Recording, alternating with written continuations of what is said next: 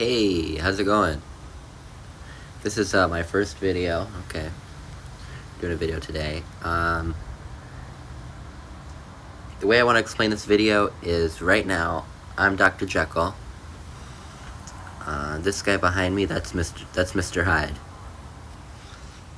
Last night I got super wasted and I wanted to tell you about punk rock. So that's what I did. That's what Mr. Hyde behind me did. He made a video about punk rock because he needs to tell you. And now Dr. Jekyll's hungover and he's got to edit the video. I've got to pay for the sins of nighttime me. Okay? I have to pay. So please enjoy this introductory message about punk rock. Okie dokie. How's it going, dudes and dudettes? Dude, fuck. Here it comes again. Not a mean boy. Okay, today is just, it's sort of an introductory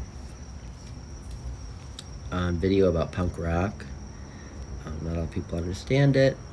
I understand not all people understand its history. They associate with Green Day and Blink-182, but this is just an introductory, a light way to talk about the history of punk.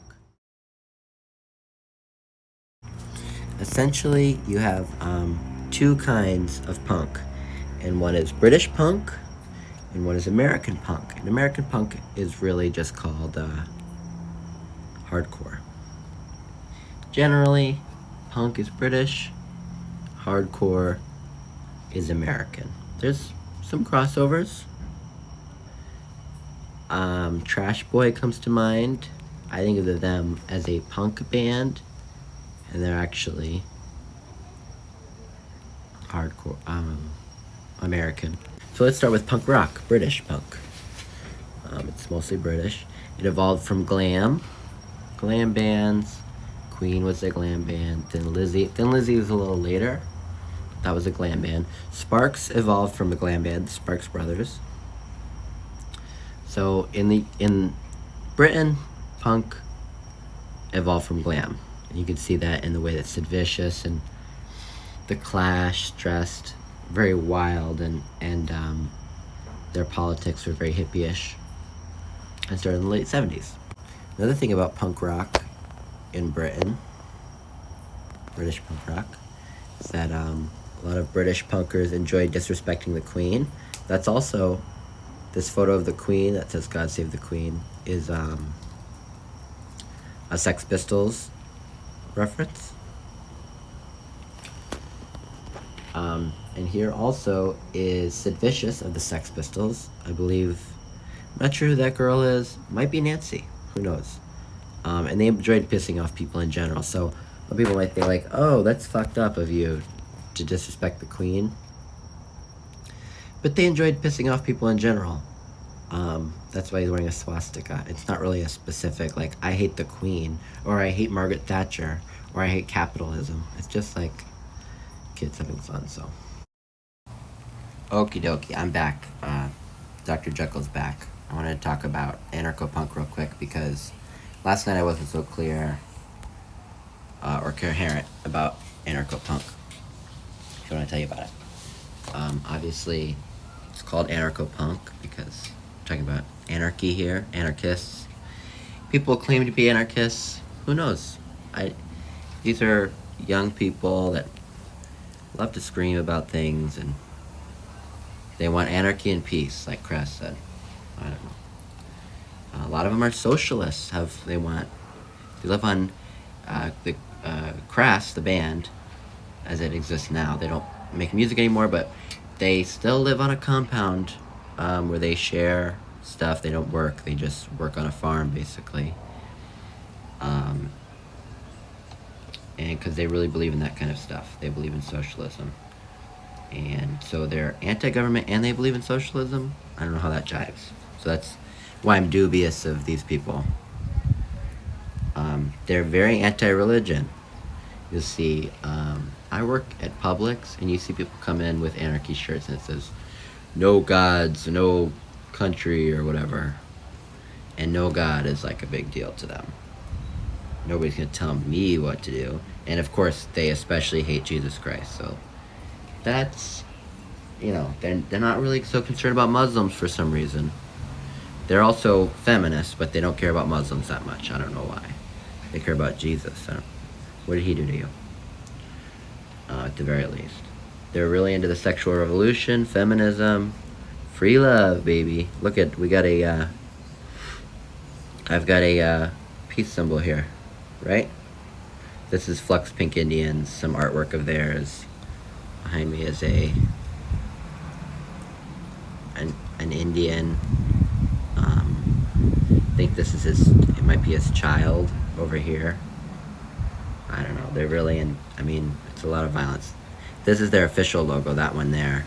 Looks like a totem pole Indian, kind of, or like a bird. I don't know what this other, that looks like a 21 Pilots thing. I don't know what that's doing in there. Maybe it's recent, maybe it's fan art. E is for equality, of course, feminism, E for equality. But I don't know what the two stripes are for. They don't look like, maybe it's anti-racism. Because they look sort of like bolts, swastika bolts, or Nazi bolts, but they're straight. Maybe they're sharpskins. Maybe they're skinheads against prejudice. Yeah. And of course, everything is so hyperbolic with the anarcho-punks. Everything's so, the end of the world. Everything's the end of the world with these people. So, yeah. It's a really fun time. It's fun music. So, back to Mr. Hyde. I also wanted to speak about anarcho-punk. This is the album cover for a Crass album called Feeding of the 5000. This is British punk. Anarcho-punk is British, essentially. And this is a great album. My favorite Crass album might be... By the way, this album came out in 1979. It's a long-ass time ago. But British anarcho-punk is very interesting, and I love Crass.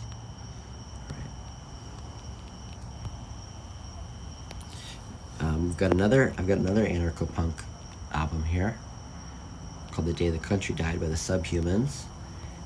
There is two Subhumans. One's American, but this is the original Subhumans. It's British, and this album came out in 1983. It's very interesting. Very lefty politics, very political, but also claiming to be anarchist.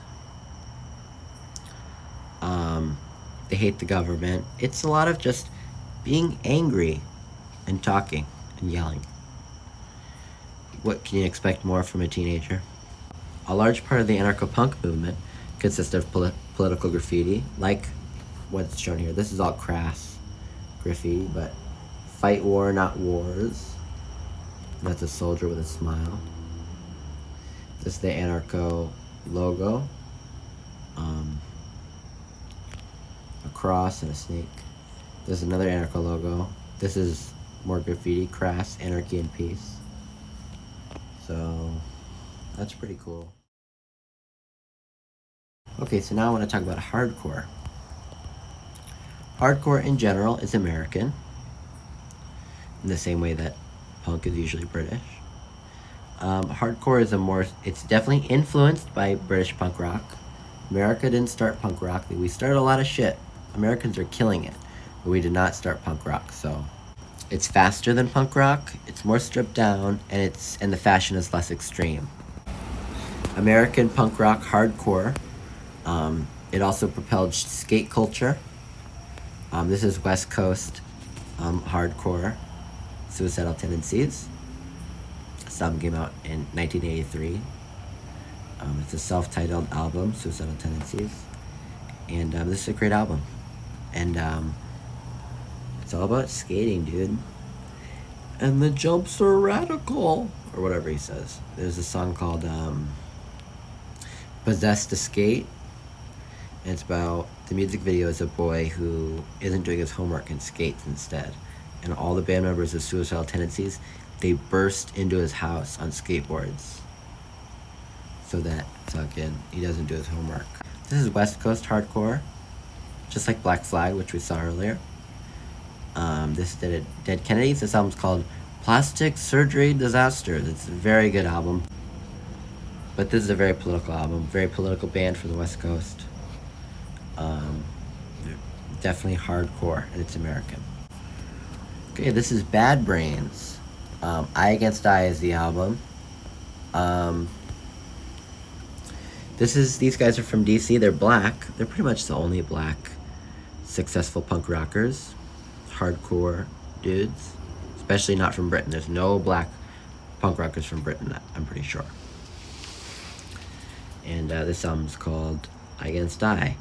And DC punk, you might think was a really big deal because there's a lot of photos and stuff. All the documentaries talk about DC punk. Really, kids who went to DC to party, you live in Virginia, you live in DC, your folks, if you're a kid, your folks probably work for the federal government. So they're rich kids. They've all got dark rooms and fancy cameras. So that's why there's such great photos from DC. And because of such great photos, they put them in the documentaries. It's very interesting. But this is a great album. These guys are really cool. There's a song on this album where J.R. sings his lyrics over the phone because he's in jail. It's recorded over the phone from jail, his lyrics. So that's very interesting. I messed up. The guy's name was H.R., not J.R. Sorry. But all that stuff I said was true. He did have to record his lyrics over a jail phone. Okay, this is Clown Punk. This is also hardcore. It's from America. I'm not sure if it has to be called hardcore because there's both in the Dead Milkmen. The Dead Milkmen, they do hardcore. They also do punk. It's a genre called clown punk, which is basically making fun of everything. It's very cynical. It's very ironic. Making fun of everything, including punk. And they use punk to do it. So this is an album from 1988 by the Dead Milkmen called Beelzebubba. This is the album, of course, that Punk Rock Girl is from. Punk Rock Girl is a single. It was on MTV and shit. I don't know. It's okay. So. Okay, and then I briefly want to tell you about clown bands. Clown band, it's a term that is not very popular. I've not heard it very much. I don't remember where I heard it first. But it just means joke bands. They might be Giants, Weird Al, Dead Milkmen. And so I think it's not a surprise that Insane Clown Posse would dress up as clowns. Maybe clown band is a newer term. Maybe it's inspired by the Insane Clown Posse, clown band. Because they're literally a clown band. They do joke music, and they're dressed up as clowns. They're a clown band. So, okie dokie.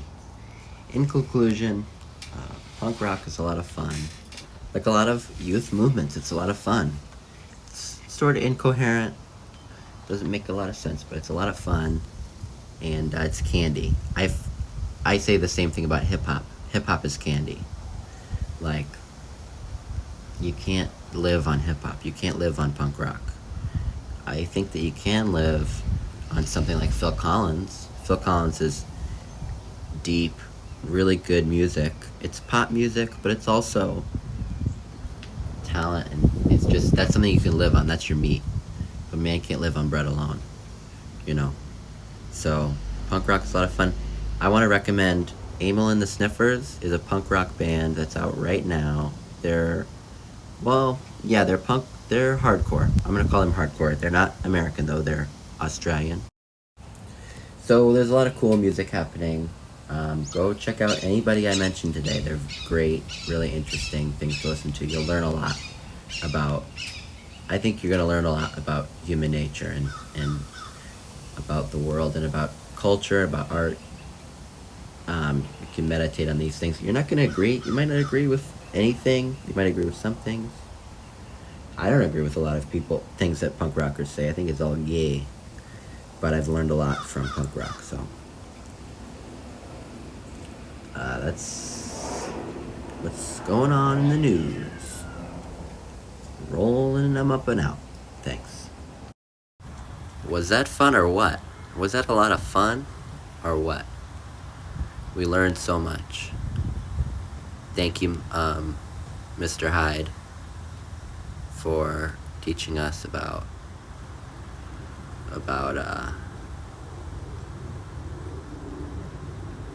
punk rock.